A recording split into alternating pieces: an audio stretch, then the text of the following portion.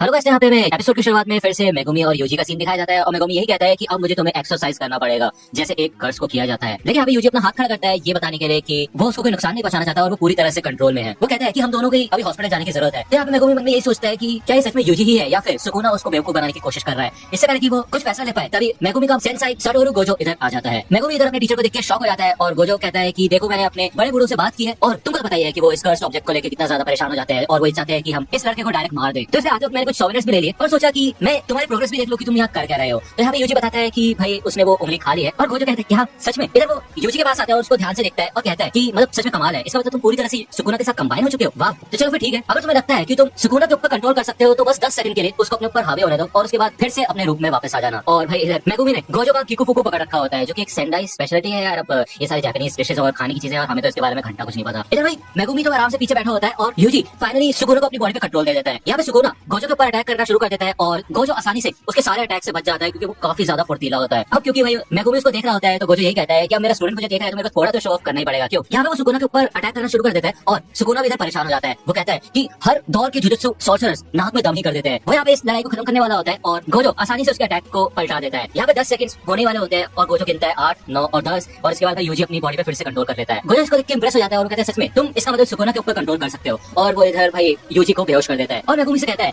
कि अब देखते हैं जब ये होश में आएगा तब अगर हमारे सामने यूजी आया तो कुछ बात बन सकती है और ये हमारे काफी काम आ सकता है, लेकिन अगर सुकुना आया तो फिर कुछ नहीं कह सकते। मेगुमी को पता होता है कि जुजुत्सु के रूल्स के हिसाब से हमें यूजी को मारना होगा, लेकिन वो नहीं चाहता कि यूजी को मारा जाए। वो गोजो से कहते हैं तो क्या प्लीज आप ऐसा होने से रोक सकते हैं? तो गोजो भी ये कहता है अरे मतलब मेरा प्यारा डिसाइडर मेरे से पहली बार कुछ मांग रहा है तो मैं मना कैसे कर सकता हूँ। ठीक है, फिर यहाँ पे फिर से अभी का सीन दिखाया जाता है, उसी का सीन दिखाया जाता है जो कि पूरे सीन से भरा हुआ होता है और यहाँ पे यूजी भाई एक चेयर से बंधा हुआ होता है। गोजो बताता है कि जुजुत्सु के बड़े बूढ़ों ने डिसाइड किया है कि हम तुम्हें मार डालें, लेकिन मैंने किसी तरह तुम्हें थोड़े समय की तसल्ली दिला दी है। हम तुम्हें मारेंगे लेकिन अभी नहीं, बाद में। गोजो बताता है कि यूजी इन लोगों के काफी ज्यादा काम आ सकता है। अब क्योंकि यूजी ने सुकुना की एक उंगली खाई थी और उसके बाद वो उसके ऊपर कंट्रोल कर सकता है जो कि एक तरीके से नामुमकिन था और पिछले 1000 सालों में ऐसा कोई नहीं कर पाया है। तो अब ये सब लोग ये चाहते हैं कि भाई यूजी सुकुना की 20 की 20 उंगलियां खा जाए। तो यूजी कहता है अच्छा मतलब 10 हाथ की और 10 पैरों की। तो भाई गोजो यही बताता है कि सुकुना के 4 हाथ थे तो उसके 4 हाथों की 20 उंगलियां खानी होंगी उसको और इससे जुजुत्सु टेक का काफी ज्यादा फायदा होगा। और ऐसा इसलिए क्योंकि जब कोई भी मॉन्स्टर या फिर इंसान किसी कर्स्ड ऑब्जेक्ट को खाता है तो उस इंसान को मारने के बाद वो कर्स भी खत्म हो जाता है। यहाँ पे गोजो भाई उस फिंगर के ऊपर हमला भी करके दिखाता है और उस फिंगर को कुछ भी नहीं होता। तो ये कहता है कि हम इसको तबाह नहीं कर सकते, लेकिन अगर तुम इन सारी फिंगर्स को खा जाओगे और हम तुम्हें मार डालेंगे तो ये श्राप भी हमेशा हमेशा के लिए खत्म हो जाएगा। इसके बाद भाई यूजी सासाकी और इगुची से मिलने जाता है हॉस्पिटल में और सासाकी यही कहते हैं कि सारी सारी गलती मेरी है। भले डॉक्टर्स को लगता है कि इगुची मेरे को ठीक है लेकिन फिर भी अभी तक उसको होश नहीं आया है। लेकिन यूजी बताता है कि ऐसा नहीं है,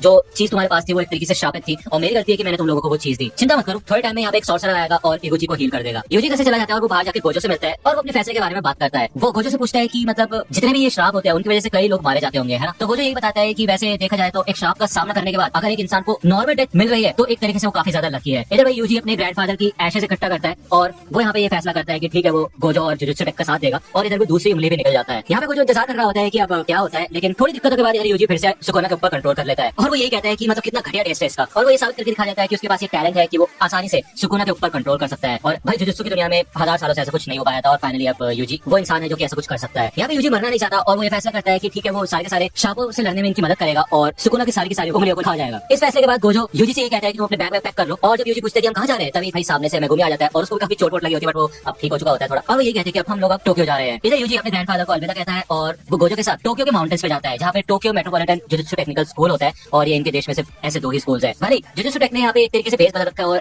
ये एक रिलीजियस प्राइवेट स्कूल की तरह एक्ट करता है, लेकिन जुजुत्सु कम्युनिटी में इसका काफी बड़ा रोल है। यहाँ तक कि इधर जुजुत्सु सॉर्सरर जब ग्रेजुएट हो जाते हैं तब भी यहाँ पे वो अपना काम करते हैं। लेकिन इससे पहले कि यूजी का इस स्कूल में एडमिशन हो उसे प्रिंसिपल को एक इंटरव्यू देना होगा और प्रिंसिपल डिसाइड करेगा कि यूजी को जीने का मौका दिया जाए या फिर उसको अभी कभी मार दिया जाए। तो यहाँ पे यूजी थोड़ा निराश हो जाता है कि इधर गोजो की नहीं चलेगी बल्कि प्रिंसिपल की चलेगी। तभी सुकुना भाई यूजी के गाल पे एक मुंह बना लेता है और वो गोजो को धमकी देता है कि देखो बेटा एक बार मैं इस लड़के की बॉडी पे कब्जा कर लूं ना सबसे पहले मैं तुम्हें ही मारूंगा। तो गोजो कहता है क्या बात है, मतलब ये तो मेरे लिए काफी नाज की बात होगी कि मैं सुकुना का टारगेट बन रहा हूँ। हाँ, तो यूजी यहाँ पे सुकुना के बारे में पूछता है और गोजो यही बताता है कि सुकुना मतलब काफी ज्यादा ताकतवर कर्स था और उसे कोई भी नहीं हरा सकता था। वो एक तरीके से सारे के सारे श्रापों का राजा था। तो यहाँ पे यूजी गोजो से ही पूछता है कि अच्छा अगर तुम दोनों के बीच में लड़ाई होगी तो तुम में से ताकतवर कौन है, जीतेगा कौन? तो गोजो कहता है मैं ही जीतूंगा और कौन जीतेगा। ये लोग यहाँ पे प्रिंसिपल के ऑफिस में आ जाते हैं और इधर इन्हें मासामिची यागा मिलता है जो कि यहाँ पे कुछ प्यारे प्यारे पपेट्स बना रहा होता है। यूजी अपना नाम बताता है और यागा कहता है कि अच्छा तो तुम जुजुत्सु टेक को ज्वाइन करना चाहते हो, है ना? लेकिन क्यों? तो यूजी बताता है कि क्योंकि वो जुजुत्सु सीखना चाहता है। तो प्रिंसिपल ये कहते हैं कि मैं चाहता हूँ कि तुम गहराई से सोच के बताओ असलियत में तुम क्या चाहते हो। तो यूजी कहते हैं कि वो लोगों की मदद करना चाहता है क्योंकि ये किसी की अंतिम इच्छा थी और यहाँ पे वो अपने ग्रैंडफादर की बात कर रहा होता है। यूजी के इस आंसर से भाई यागा बिल्कुल भी सेटिस्फाई नहीं होता और वो कहता है ठीक है फिर। यहाँ पे वो अपने पपेट को भेजता है भाई और वो पपेट तो यूजी के ऊपर अटैक करने लग जाता है और यागा कहता है कि जब तक मेरे को तुम्हारे मुंह से एक सही आंसर नहीं मिलता तब तक तुम ऐसे ही पिटते रहोगे। यागा बताता है कि ये एक काफी ज्यादा खतरनाक काम है और इसके लिए तुम्हें अंदर से मोटिवेशन लानी होगी और थोड़ा सा पागल भी होना होगा। तो ये काम तुम किसी और के कहने पे नहीं कर सकते। हाँ, अगर तुम ये भी कहते कि तुम जल्दी मरना नहीं चाहते तो भी मैं एक बार को सोचता, लेकिन नहीं, ये कोई ऐसा काम नहीं है कि जो तुम किसी और के कहने पे कर सको। इसके लिए तुम्हें खुद अंदर से राजी होना पड़ेगा। तो मुझे ये बताओ, अगर तुम ये सारे श्रापित उंगलियों को खाने के बाद मर जाओगे तो इसका भी इल्जाम तुम अपने ग्रैंडफादर पे लगाओगे। हाँ, और ये श्राप उनको दोगे। इससे भाई यूजी को रियलाइज होता है कि वो खुद असलियत में क्या चाहता है। यहाँ पे यागा का बेट फिर से भाई यूजी के ऊपर अटैक करना शुरू करता है और यागा फिर से पूछता है कि बताओ फिर यूजी, तुम जुजुत्सु टेक को क्यों ज्वाइन करना चाहते हो। तो यूजी यही बताता है कि बचपन से वो स्पोर्ट्स में काफी ज्यादा अच्छा था और बहुत चीजों में अच्छा था, लेकिन उसके अंदर कोई ऐसी खूबी नहीं थी कि जो सिर्फ वही कर सकता है और कोई नहीं कर सकता। तो यहाँ पे सुकुना को सिर्फ वही रोक सकता है और कोई नहीं। यहाँ पे यूजी उस डॉल को पकड़ लेता है और कहता है कि अभी पता नहीं वो उंगलियां कहाँ पे होंगी और उसकी वजह से कई लोग जूझ रहे होंगे। अगर वो अभी मर जाएगा तो उसको काफी ज्यादा अफसोस होगा। इससे बेहतर ये रहेगा कि मैं खुद इस किस्से को खत्म करूं। तो यहाँ पे भाई यागा यूजी के इस आंसर से सेटिस्फाई हो जाता है और वो कहता है ठीक है फिर गोजो, इसको इसका कमरा दिखा दो। यहाँ पे गोजो यूजी को उसके रूम में ले आता है और उससे पूछता है कि तुम लड़ने के लिए तैयार हो क्या। वो बताता है कि अब क्योंकि तुमने उसकी एक उंगली निकल ली है तो एक तरीके से तुम हमारे रेडार बन चुके हो और तुम ही आसानी से उन बाकी बची हुई उंगलियों को पता लगा सकते हो, क्योंकि उनको ढूंढना हमारे लिए काफी ज्यादा मुश्किल है। ये इतना भी आसान नहीं है, लेकिन क्योंकि अब तुम्हारे अंदर उसका एक पार्ट है तो तुम आसानी से उसको लोकेट कर सकते हो। जब ये लोग अपने रूम से बाहर निकलते हैं तो साइड वाले रूम में भाई मेगुमी होता है और वो कहता है वाह, मतलब इतना बड़ा स्कूल है और तुम्हें मेरे साइड वाले कमरा मिला के इसको देने के लिए। गोजो कहता है क्या बात है, हम तीनों एक साथ कितने अच्छे लगते हैं। अब चलो फिर, अब हमें कल मोरिओका स्टेशन जाना है और वहाँ जाके हमारे तीसरे फर्स्ट ईयर स्टूडेंट को उठाना है जो कि है नोबारा कोकिसाकी। और यहाँ पे हमें नोबारा का सीन दिखाया जाता है जो कि भाई अपने होम टाउन को छोड़ के जा रही होती है। तो दोस्तों आज की वीडियो के लिए सिर्फ इतना ही। आई होप कि आपको ये वीडियो पसंद आई होगी। अगर आपको ये वीडियो पसंद आई हो तो प्लीज लाइक कीजिए, अपने दोस्तों के साथ शेयर कीजिए और मेरे चैनल को सब्सक्राइब करना मत भूलेगा। और अगर आप मुझे कांटेक्ट करना चाहते हैं तो आप मुझे इंस्टाग्राम पे कांटेक्ट कर सकते हैं। मेरे पेज के लिंक आपको डिस्क्रिप्शन में मिल जाएगी। मिलता हूं आपसे अगली वीडियो में, तब तक के लिए गुड बाय।